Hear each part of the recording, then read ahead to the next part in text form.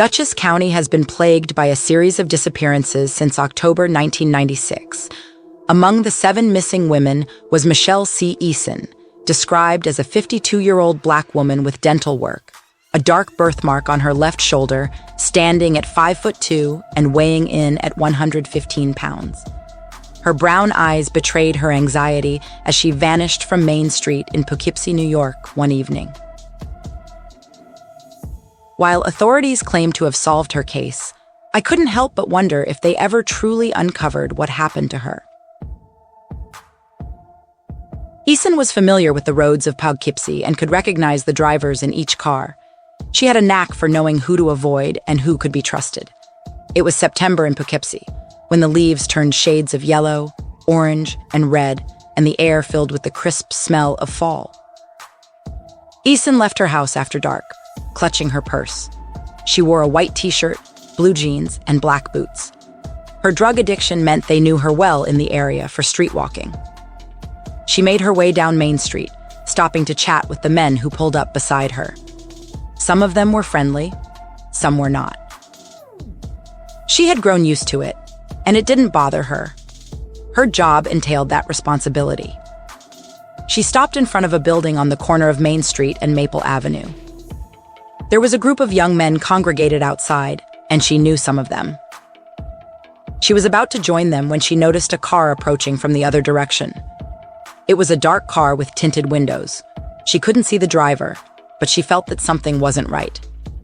She hastened to turn away from the curb and cross the street, but the car followed her. The car pulled up beside her and the window rolled down. The driver was a man in his 30s. He had a trimmed beard and dark eyes. He looked at her for a moment, then spoke. "You're a beautiful woman," he said. Eason felt a chill run down her spine. She didn't answer him, but turned and stepped away from the car. She heard the engine rev as the car sped away. That was the last time anyone saw Eason. A few days later, when Eason failed to return home, her family filed a missing person report with the police. The authorities started investigating and discovered that Eason had talked to a man in a car on Main Street on the night she went missing. The cops interrogated each man on Main Street one by one, asking if they had seen Eason, but to no avail. They also surveyed the area, but there was still no sign of her. The police didn't make any headway in the case until October 9, 1997. It had been 2 years since Eason had gone missing when a serial killer named Kendall Francois confessed to murdering 8 women who had vanished around the same time she did. All 8 women were a familiar sight on Main Street, Francois's hunting ground.